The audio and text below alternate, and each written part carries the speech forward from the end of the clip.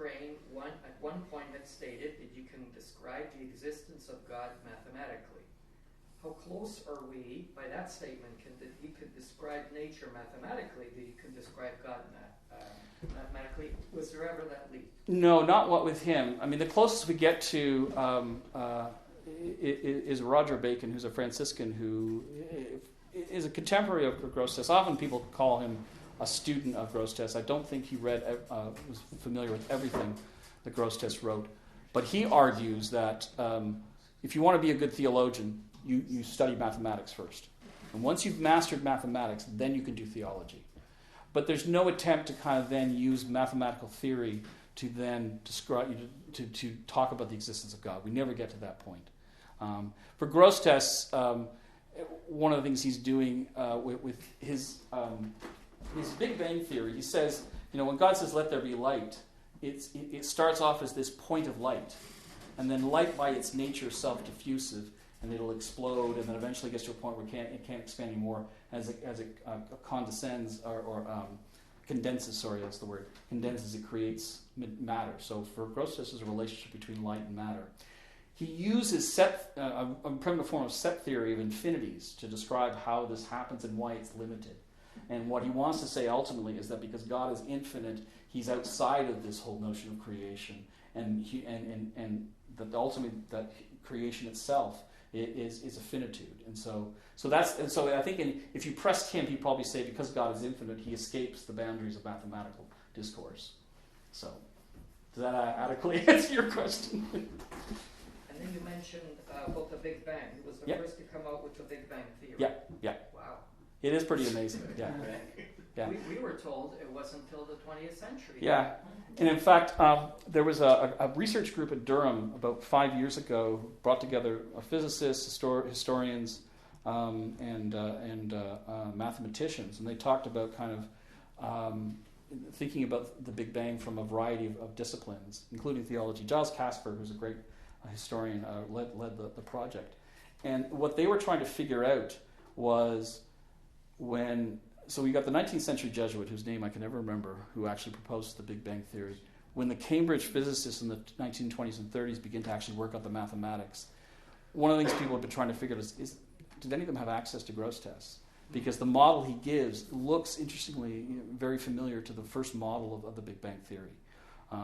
And so we haven't got the smoking gun yet, but it wouldn't surprise me if one day we realize that, because there is a letter that refers to one of the Cambridge physicists saying, "I've heard of this Grosseteste figure, and he's interested. He's part of the history of science, but we don't know whether he actually read the text, which is called De Luce on Light, where the Big Bang theory is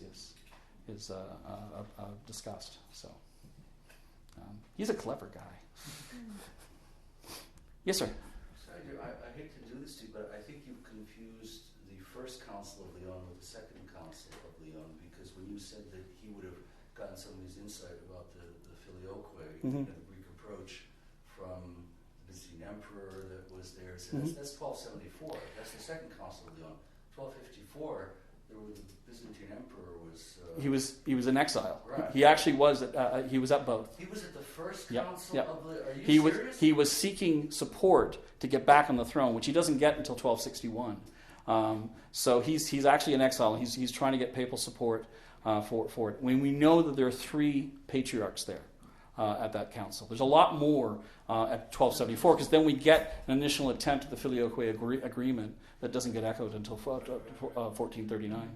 What got me thinking about that, your discussion of the filioque, does he comment at all? Does he have any sense of the nuances that are different regarding expodelite and procedere? In other words, because he's talking about verbal basis, but does he have any? Because already Maximus talks about the fact that there are differences depending on which term you use.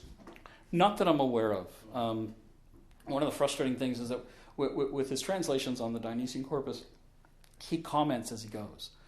And so he provides a whole kind of lemmatic account of Dionysus. When he does Damascene, he doesn't. And in some ways, you get occasional discussions of grammar, but for the most part, it's just presenting the text as is. And so there would have been the ideal opportunity to make the observation that you're making. And I don't remember him ever doing that. So, but I could be wrong. But I don't remember.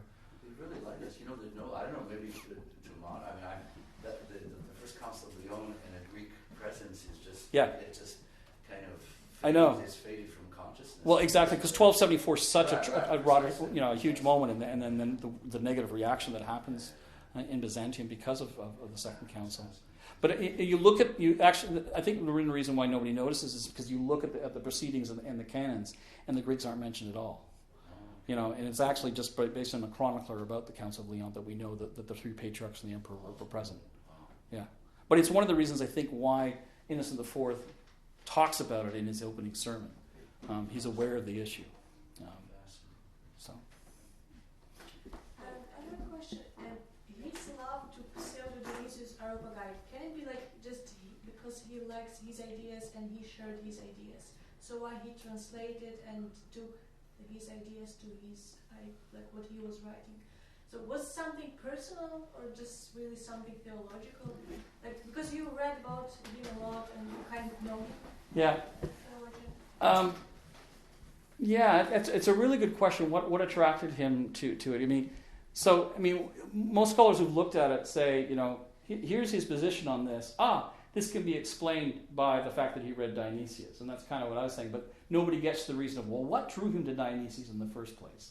The only two possible, one possible thing is that if he did study at Paris, and I'm one of the few people who thinks he actually was educated at Paris in theology, is that Thomas of Gallus is working on this kind of guidebook to Dionysius, and they become fast friends. They exchange letters, and so. That was Sujet too. Yeah, well, that's about 6. Yeah, exactly, and also. Yeah, so it may have been that personal interaction. It may also have been because he's fascinated with Hugh of St. Victor. He reads Hugh's corpus very carefully, and Hugh has a commentary on the celestial hierarchy. But in terms of that's kind of the possible historical account. Walter Principe, who's a Basilian historian and theologian here at the Pontifical Institute, suggested that what really attracted Grosseteste to the Dionysian corpus was it gave him the best account of a theology of love, which is something that's implicit in what Dionysius says, Because you think about the whole notion of mediation between the hierarchies, ultimately it's about kind of the formation of this sounds really cold, but a rightly ordered love, and so he thought that was one reason why I would have attracted Grosseteste.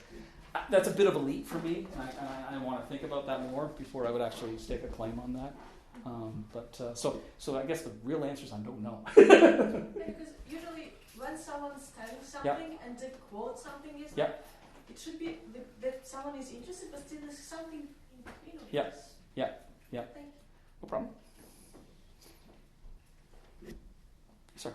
When you said that he translated the ethics of one of the philosophers. Yeah, Aristotle.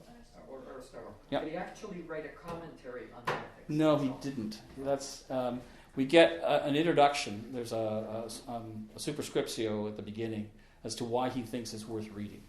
So the ethics, the Nicomachean ethics, actually have been available in the Latin West since I'm going to be wrong. I think it's since the Carolingian period. It might be even earlier, but it's only a partial translation. It's only the first couple of books, and then I think an excerpt from Book 8, I think. So he provides a complete translation of it, but no commentary. Now he does comment on Aristotle's posterior analytics, which is dry as dust, but it actually makes the text accessible to the West for the first time. When it becomes available for people reading it in the late 12th century, a know-it-all by the name of John of Salisbury says, there's this new book called Posterior Analytics. Nobody knows what it means. Only the mathematicians read it, and they don't understand it either. Then Grosseteste provides his commentary in the 1230s, 1220s, 1230s, and then 10 years later, everybody's reading the Posterior Analytics. Has a huge impact on how people think about theological method. And when we talk about like Thomistic, the Summa Theologiae, that's drawing from the kind of logic found in the Posterior Analytics, and it's because of Grosseteste. So there's some of the Nicomachean ethics is in Boethius. Yes, it is. Boethius would have been popular. Yeah. Well, and Boethius had this massive translation project. He wanted to kind of translate all of Plato and Aristotle, and then find a way to kind of, can bring them together for the Latin West. He just doesn't get to all of it. So yeah, but yeah, he does certainly comments on or reads the ethics, and it's part of his writings. Andrew, you got your hand up. What is your view on whether, on the extent to which Robert Grosseteste was sort of just a sort of flash in the pan, or something that really had a lasting impact on later theologians? I'm thinking, for example, you mentioned Matthew Paris. Mm-hmm. You've probably seen there's that Matthew Paris manuscript in which he takes an old manuscript of the Hierocymestres Historia Scholastica, and it also has a thing by Richard of St. Victor, and then he adds on a bunch of translations by Robert Grosseteste, and he has this very proud note saying, I got these directly from Robert Grosseteste, and isn't this great? So it's almost, to me, I want to look at a book like that and say, okay, it's almost like he's trying to completely integrate Robert Grosseteste's work on these Greek sources with with sort of the mainstream Latin theological tradition. But at the same time, that doesn't always seem to happen in later centuries. So, what do you think happened? So, in some ways, yeah. I mean, this is kind of somebody describes sometimes Grosseteste as a man born in the wrong century. He's too clever for his own time, and therefore nobody really, he doesn't have a lasting impact. There's no school of Robert that follows him, except for the fact is that a lot of times that assertion was made when we had a lot of the writings of Grosseteste had not been edited. And there's still actually a lot more. I mean, the man penned over 1 million words of text. And we've edited a lot of things. I mean, the Supersaltarian, why it's taken me forever to do, is because it's 300,000 words in length, only on the first 80 Psalms. I'm glad he stopped at 100. I can imagine what the next 100, 50 would have looked. Anyways, so I think part of it is being known what he says to be able to find where it has an impact. So this is years ago. I was Dominic Monti, who's done some of the translations of Bonaventure for the Bonaventure translation series. He was working on the Breviloquium, and I just said to him, passing, Dominic, the whole introduction to the Breviloquium is Grosseteste. He went, no, it's not. I said, sure it is. His whole structure of talking about what Scripture is the Latin editor said, oh, this comes from Augustine, but we don't know where. I said, it actually comes from, the Dissezione Legalium. And he looked at me and said, oh my God, you're right. So it's knowing what they're there to see. So I think there's an influence on, so you can trace his influence in small little rivulets, I guess. There's not a flowing river, or he's not a font of a school of thought. But his translations have a huge impact, I think. I mean, can't remember the editor who put the Dionysiakia together in the 1930s, they used Grosseteste's translation as the kind of structure for it. And then because it's like a hexapla, for Dionysius, and so they find every other translation, but Grosseteste is the overriding structure for it. So I think it's tracing out doing the grunt work of editing in order to be able to then to demonstrate how he had influenced. So. Brian? If I'm not mistaken, Aquinas quotes more than any other Greek father quotes Dionysius, and second is John Damascene. Yep. So, in what sense is Grosseteste is following in the sort of the contemporary in that sense, or laying the groundwork because he precedes Thomas. So Thomas isn't when he. It's really not until. Are there any Thomas in the room? No. I don't think it's until you see in the Summa that we get extensive use of Dionysius, which begins in the 1260s. So he actually is drawing upon Grosseteste's translation to some degree. I think he's in some ways he's setting the tone of using Damascene and Dionysius for their own sake, as opposed to supporting material for reading, fleshing out a little bit of Augustine. So I think that's where the difference is, But I think in some ways the difference between the two is that I think for Grosseteste he's willing to kind of take Dionysius, for example, on his own terms, where I think sometimes Thomas wants to frame it in another context in order to make for him Dionysius useful. So, sorry, sir. we all want to submit. You had your hand up. Oh, I'm sorry. No, it's okay. I just. Okay, I'll, Go. Did Robert Grosseteste elaborate some Arabic sources on Aristotle because Arabs, Aristotle was greeted back in Europe, and he was actually absent for 1,000 years. Absolutely. He knows of the translations that are being made. He doesn't read Arabic himself. But it's interesting, in part of his early formation, he ends up in the Diocese of Hereford, in the city of Hereford in southwest England, which is a hotbed for some of the early translations of Aristotle's work that comes out of that whole, what's the city in Spain that I'm thinking of? No. Toledo. Yeah, it's Toledo, where they're translating from Arabic to Hebrew to Latin. It's a bizarre. They find it very effective, and so a lot of the early works of Aristotle, particularly the like biology and meteorology and things like that, get translated that way. And that's where Grosseteste actually, we think, is educated in natural philosophy. So he would have had access to those things. But and by the way, just came to my mind, Ibn Arabi has in his works, it's like Muslim Sufi mysticism. mm-hmm. He has Big Bang theory. Ah, Yeah, and that's interesting. I did not know that. Yeah. And he was like a founder of school of illumination. Right. And Sorry, who was this again? Ibn Arabi. Okay. Ibn Arabi, yeah. And Suhrawardi, he was like the famous mystic in the 10th century in modern Iran. Right. In the territory. He was like the prolific disciple of Ibn Arabi. Now, Ibn Arabi, is that often sometimes rendered Al-Farabi? Or is that somebody different? Yeah. It is. Yeah. Grosseteste references him. Yeah. But that's real. I did not know that he had a big I thing. believe maybe he had some readings previous from Arabic sources. Yeah. That's why this theory of light that is has really cool. Eastern origin. Yeah. Well, hey, all the good ideas come from the East. We'll have to have a part 2 next year once you follow that.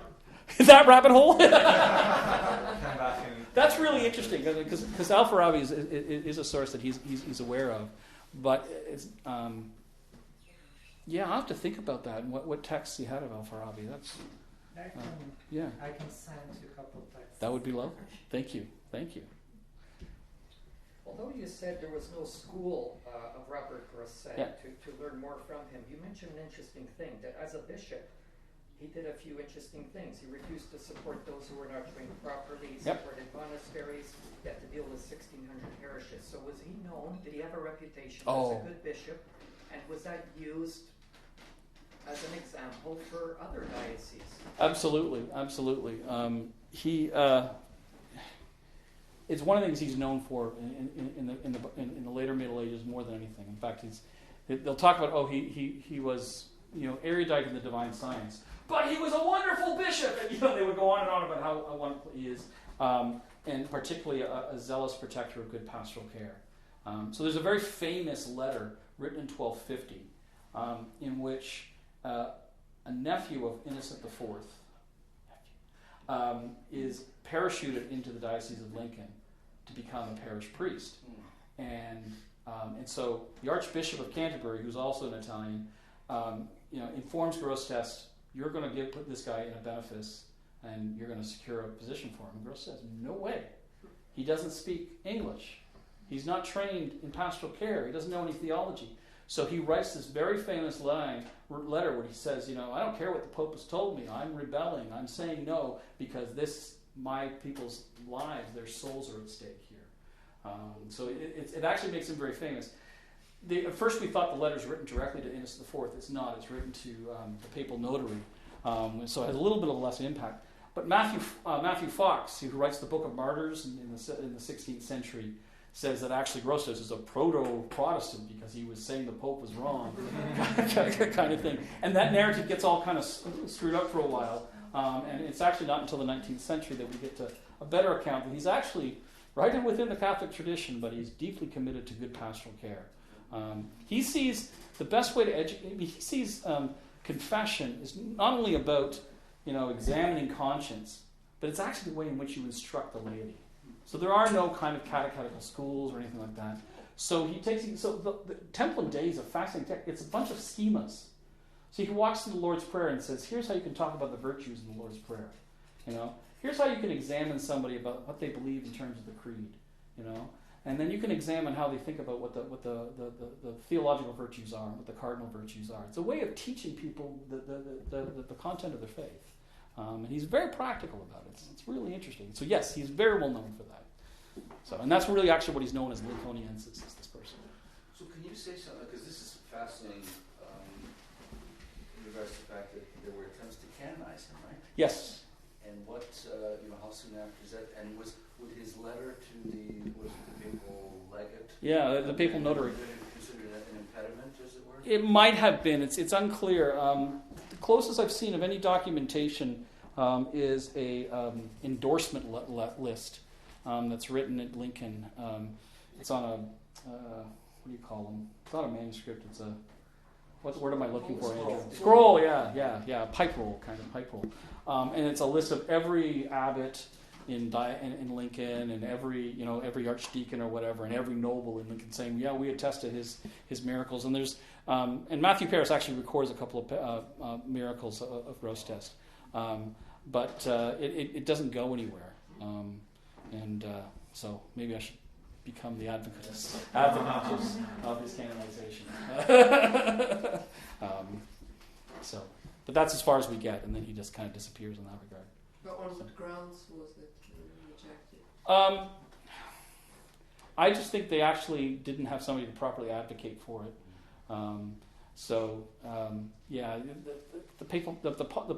The politics of the episcopacy in England gets a little crazy at the end of the 13th century, and they're a little, they're fighting with the archbishop on a regular basis, and so there's no united front.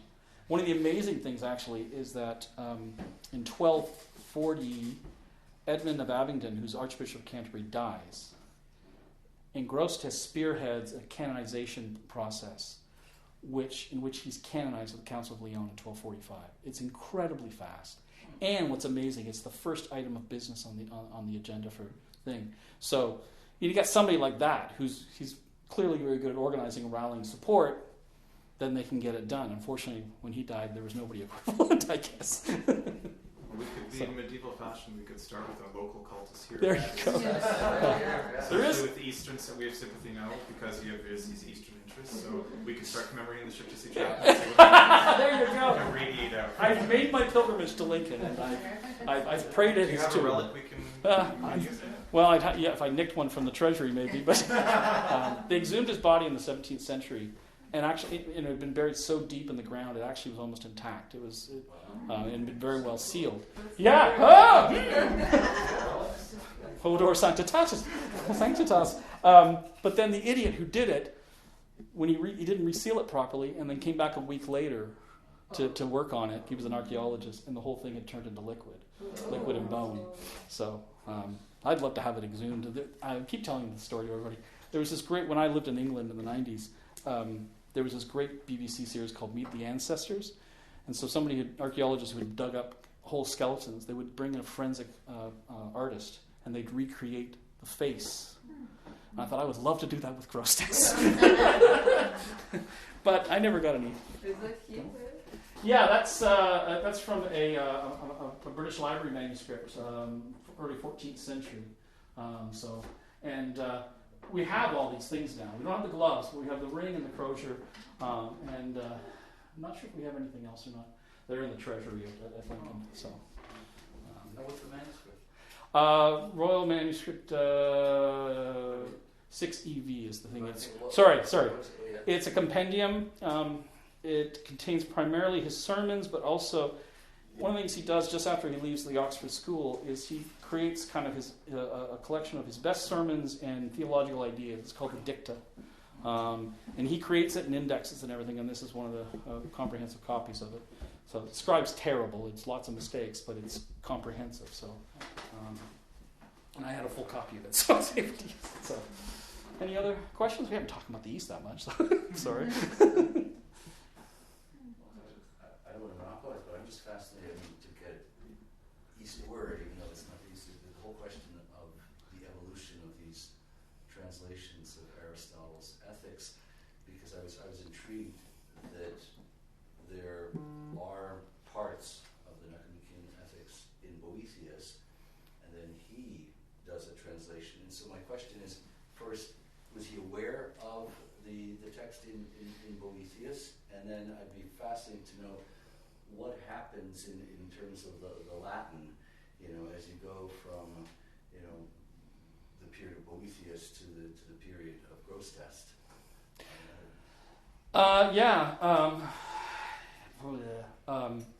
Yes, he's aware of Boethius.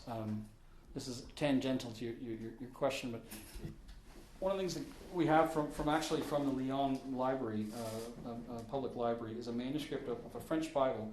And attached to the front of it is an index of the writings of the fathers, and it's Grosseteste. And he invents the symbol system. So he what he wants to do is, he has a symbol, say, for the imagination, which looks like a flower.